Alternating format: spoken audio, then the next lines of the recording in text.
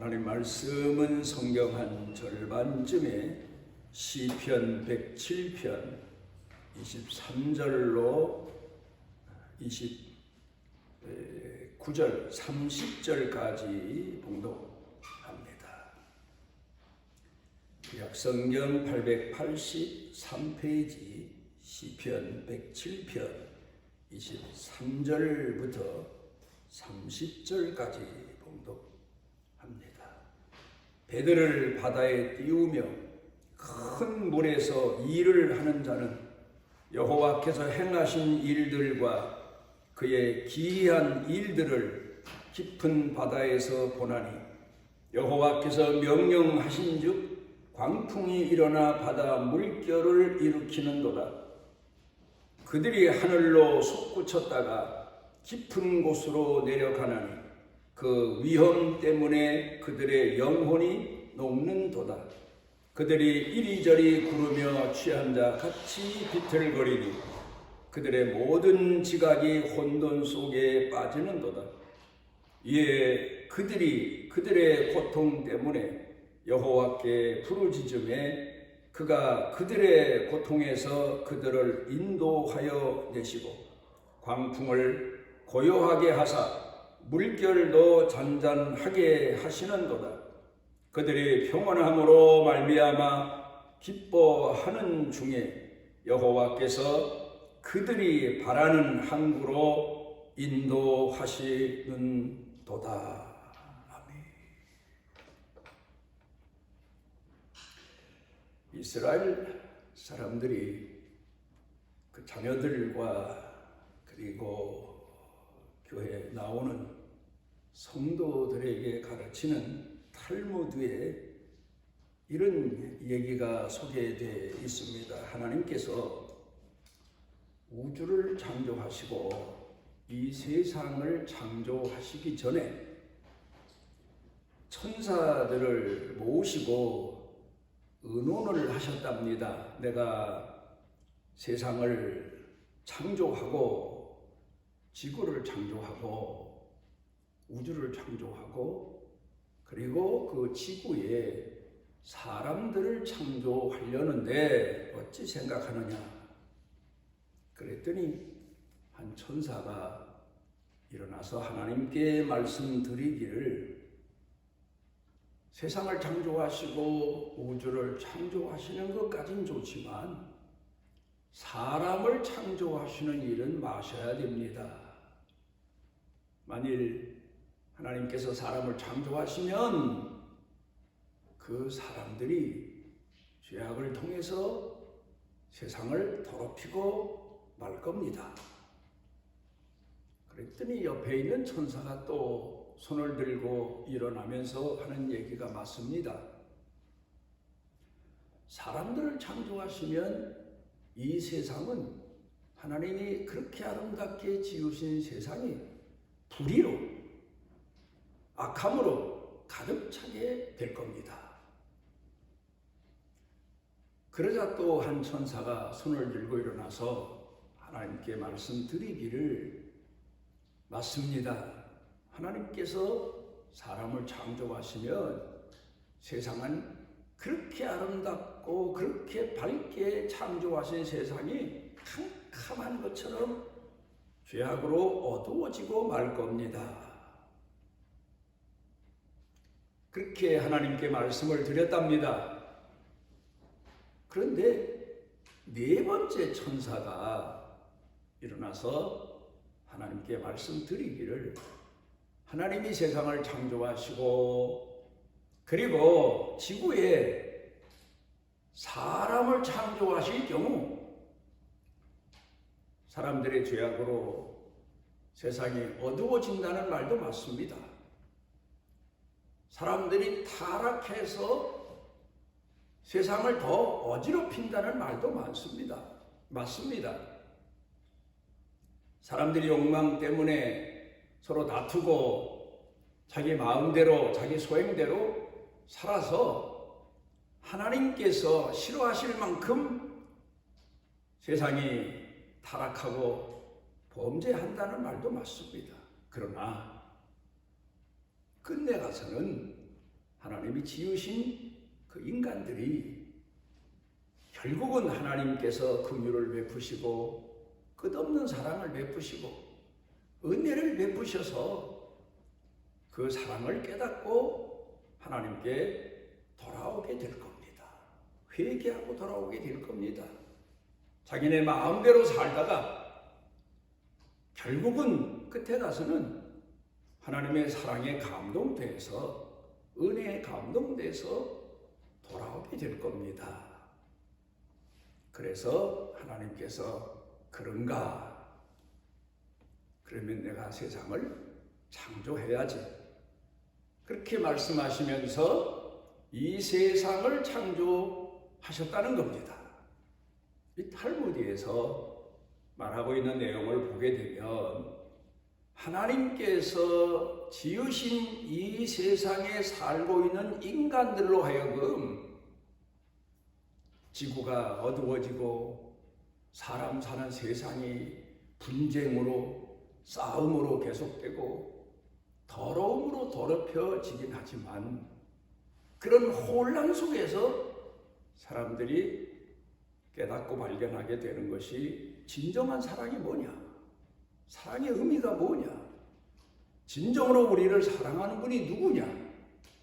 이 사실을 찾아 헤매다가 결국 하나님 앞에 돌아오게 된다. 그런 교훈을 자녀들에게, 성도들에게 랍비들이 유대교에서 가르쳐 주고 있는 겁니다. 오늘 성경 본문 말씀 가운데 보게 되면은 여호와께서 저희를 소원의 항구로 인도하시는도다. 그런 시편 기자의 고백이 있습니다. 소원의 항구. 우리가 살고 있는 이 세상은 타락한 인간들이 사는 곳이기 때문에 갈등도 있고 또 그런가 하면은 어려움도 있고 또 타락한 인간들이 사는 곳이기 때문에 시기도 있고 질투도 있고 분쟁도 있고 그런 어려운 시련이 많고 고통이 많게 될 때에 사람들은 과연 평안한 곳이 어디냐? 안식할 곳이 어디냐? 진정으로 이런 어지러운 세상 속에서 나를 진정으로 사랑하는 사람은 누구냐? 이런 마음 가운데 갈망하는 마음을 가지고 찾게 되고 결국은 하나님이 우리의 주인이시고 선한 목자이심을 깨닫고 하나님을 의지하게 되고 하나님은 그런 인간들을 버리지 아니하시고 끝내는 편안한 오늘 성경 본문에서 말씀하고 있는 것처럼 파도가 심한 바다를 항해하던 배가 뒤집힐 정도로 대풍을 만났지만 끝내는 거기서 생명이 보존돼서 조용하고 안전한 항구에 도달하도록 하나님이 이끌어 주신다. 그 내용을 여기 오늘 성경 본문에서 기록하고 있습니다. 우리가 오늘 살고 있는 이 세상이 혼란스럽습니다. 그러다 보니까 우리 마음 가운데 겪는 갈등도 심합니다. 또 생활도 어렵습니다. 그래서 사람들마다 누구나가 다 예수 믿는 사람이든 안 믿는 사람이든 마음의 간절한 소원을 가슴에 품고 살고 있습니다. 그런데 그 소원의 항구에 이르기 위해서는 오늘 성경 본문에서 보게 되면 하나님의 깊은 섭리가 있고 하나님의 이끄심이 있고 하나님의 긍휼이 있고 은총이 있다.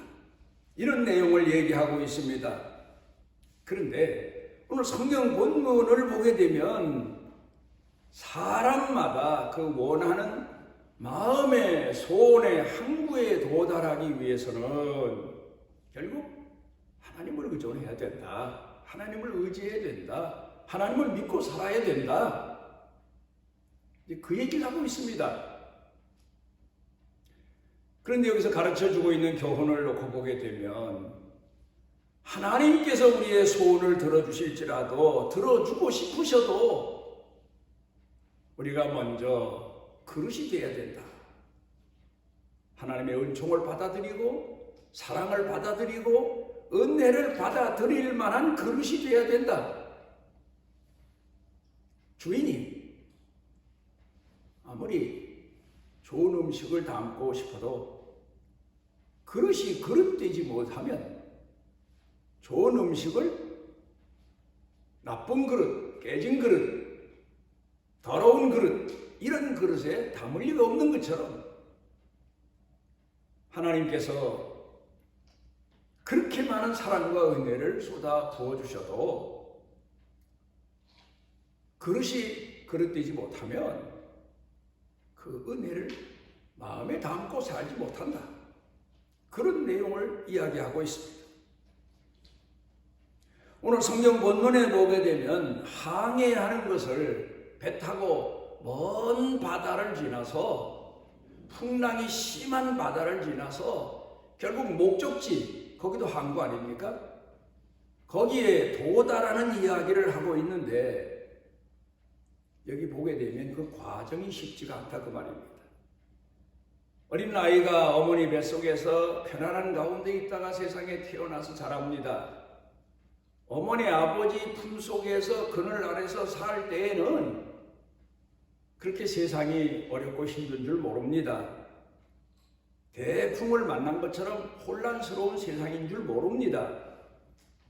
그런데 성장해서 성년이 돼서 사회생활하고 자기 나름대로 살다가 보면 이 세상은 평탄한 곳이 아니구나.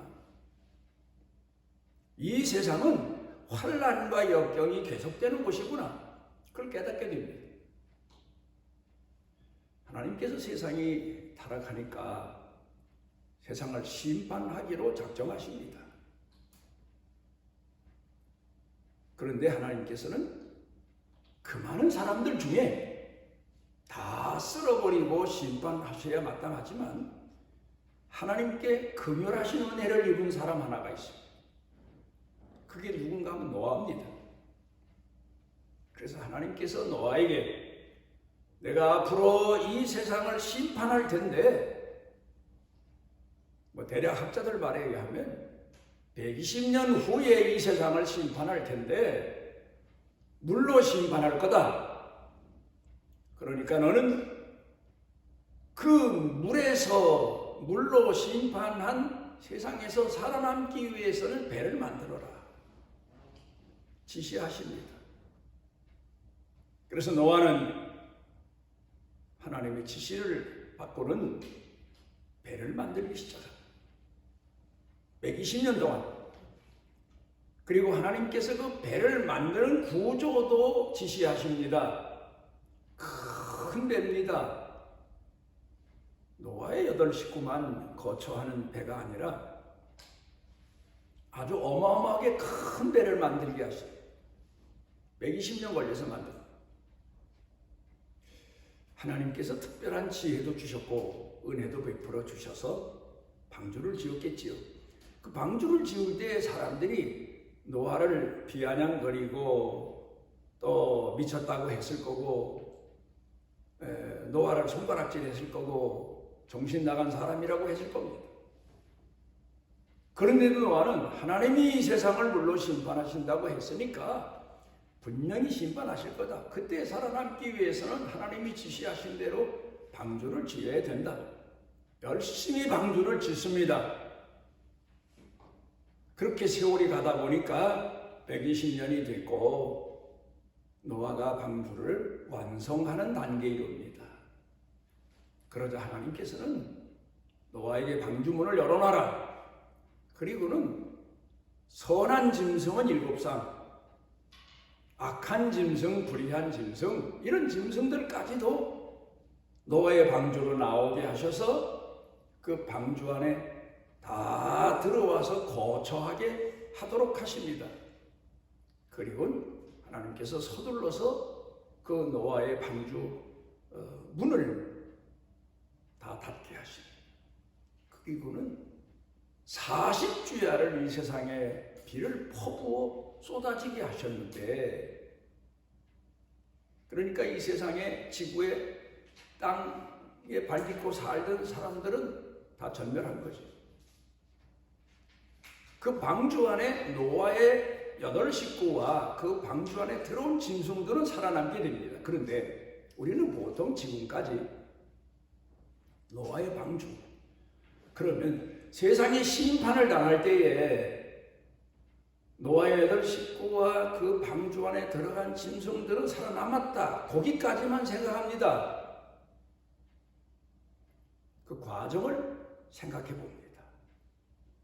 노아가 아무리 큰 배를 만들었다 하더라도 비가 옵니다. 비가 그냥 오는 게 아닙니다. 마치 대풍이 부는 것처럼 바람도 불고 비도 쏟아지고, 세상이 물로 심판하시는 하나님께서 마치 진노하신 것처럼 퍼붓게 하십니다. 40주 40야를. 그러면 그 물 위에 떠있던 배는 조용할까요? 육지에서 집안에 거처하는 것처럼 흔들림도 없었을까요? 아닙니다.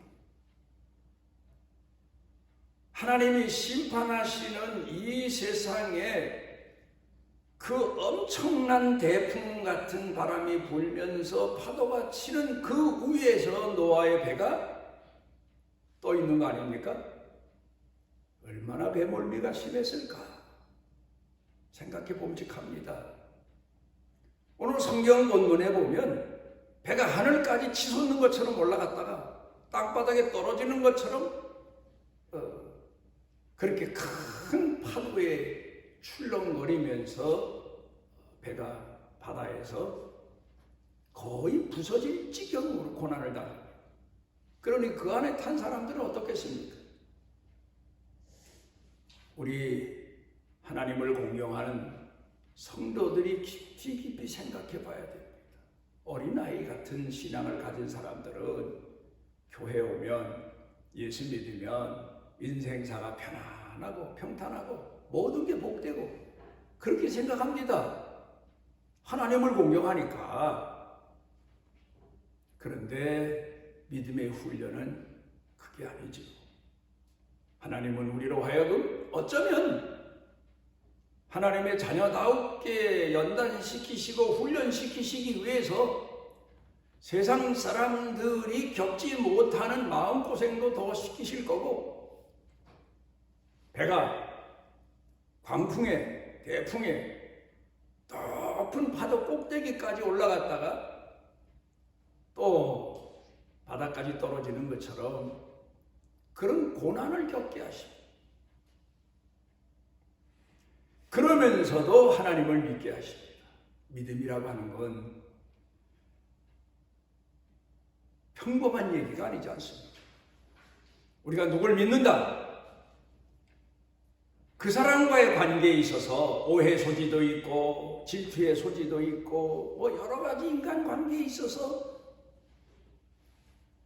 상대방을 의심할 만한 것도 있고, 그런데 끝까지 믿어주는 것, 부모가 자식을 믿는 마음입니다. 그런가 하면 성도들이 그런 가운데서도 하나님은 내 생명의 주인이시다, 내가 지금 대풍을 겪고 있지만 하나님께서 분명 나로 하여금 영원한 안식처에 이르는 구원의 항구로 인도하신다, 그 믿음을 가지고 기도하며 사는 거 아닙니까? 어떤 때에는 배가 파손돼서 곧 죽을 것 같지만 하나님은 그런 연단 속에서 우리를 붙잡아 주십니다. 구약성경 가운데에서 방풍을 만나서 고생하다가 마지막에는 자기 생명을 포기하고 하나님 앞에 맡기고 뱃사람들에게 나를 바다에 던져라, 나 때문에 하나님께서 이 바다의 광풍을 불게 하셨고 배가 파손되게 하셨다, 내가 죄인이다, 그런 고백을 하고 요나가 함께 배 타고 가는 사람들에게 자기 이야기를 했다가 결국 뱃사람들이 요나를 바닷속에 던지지 않습니까? 사실 우리 예수 믿는 사람들이 살다 보면 어떤 때에는 정말 이젠 끝이다. 하나님이 살려주시면 살고 하나님이 영혼 걷어가시면 하나님 앞에 가리라. 그런 경험 많이 합니다. 건강의 문제도 그렇고 생활하는 문제도 그렇고 자식의 문제도 그렇고 이 모든 문제가 이젠 끝이다. 하나님이 살려주시면 살고 하나님이 데려가시면 하나님 앞에 간다. 요나의 마지막 결단이 거기 있었지 않나 생각해 봅니다. 결국 오늘 성경 본문 말씀 가운데 보면 그런 대풍을 통해서 더 하나님을 의지하게 하시고 하나님의 섭리를 깨닫게 하시고 그러다 결국 요나가 하나님이 준비하신 큰 물고기를 통해서 배 대신 요나를 삼켜 요나가 가야 될 니느웨성 바닷가에 토해놓게 하지 않았습니까? 요나가 거기 니느웨성에 들어가서 하나님 앞에 맡은 소명을 다하게 됩니다. 노아가 그 배에 타고 배가 흔들거리고 배멀미하고 짐승들이 아우성을 치고 그때 믿음 없는 자식들은 뭐라고 했을까? 아버지 보세요. 하나님이 지으라고 하셔서 지은 이 배에 우리들이 있는데 다 죽게 생겼습니다. 뭐 그럴 거 아닙니까? 우리 집사람 지금 배멀미로 다 죽게 생겼습니다. 뭐 우리 남편은 지금 배멀미로 탈진해 있습니다. 노아의 마음이 어떻겠습니까? 그런 자식들, 그런 짐승들을 보면서 짐승들도요 배멀미 얼마나 심하게 합니까? 자동차에 애완동물만 싣고 가도 놀래서 토해내고 난리인데 그런 일들 비일비재하지 않았을까? 그때 노아의 심정은 어땠을까? 노아도 인간인지라 마음이 흔들렸고 하나님 앞에 항의도 했을 거고 풍랑도 잔잔하게 해달라고 기도도 했을 거 아닙니까? 결국 그런 과정을 다 거쳐서 이제 하나님께서 40주 40야를 쏟아붓던 비를 그치게 하시고 그러니까 노아가 40주 40야를 배멀미를 하면서 풍랑을 겪어가면서 뱃속에 살았다는 것은 비가 그쳤을 때 노아의 식구들 거의 탈진 상태가 아니었을까 이런 생각도 해봅니다. 그렇지만 이제는 하나님께서 우리로 하여금 이 땅에 다시 내려가 발딛고 살게 하신다. 그 약속을 믿고 노아가 자녀들을 권고했을 겁니다. 얘들아, 하나님을 믿자. 우리가 지금 생명이 살아있지 않느냐? 다른 사람들은 다 물심판으로 죽었는데 우리는 살아있지 않느냐? 이것도 얼마나 감사하냐? 하나님의 긍휼과 은혜가 아니냐? 그렇게 권고하면서 며칠만 더 참자, 더 인내하자, 더 감사하자. 그러면서 자녀들을 권고해서 끝까지 그 배에서 살아남아 하나님이 노아의 배를 아라랏산에 머물게 하시고 과정을 통해서 그 산에서 배에서 나와서 땅에서 농사를 시작하게 한 그 내용들을 생각해 보게 되면 얼마나 큰 고난을 겪었나. 오늘 우리 예수 믿는 사람들의 삶이 그렇습니다. 우리는 분명 구원의 방주인 교회 사람들로 우리 일생을 살고 생을 살아가지만 우리가 겪는 어려움과 시련과 역경은 바다의 배를 타고 가다가 광풍을 만난 것처럼 그런 날들을 많이 삽니다. 그러나 분명한 것은 하나님이 우리의 생명의 주인이신 고로 우리와 함께 하신다는 것. 이 믿음을 가지고 하나님을 찬양해라. 오늘 성경 본문 이후에 31절과 32절을 읽어보면 이렇게 권고하고 있습니다. 여호와의 인자하심과 인생에게 행하신 기적으로 말미암아 그를 찬송할지로다. 백성의 모임에서 그를 높이며 장로들의 자리에서 그를 찬송할지로다. 여호와의 인자하심, 인생에게 행하신 기적,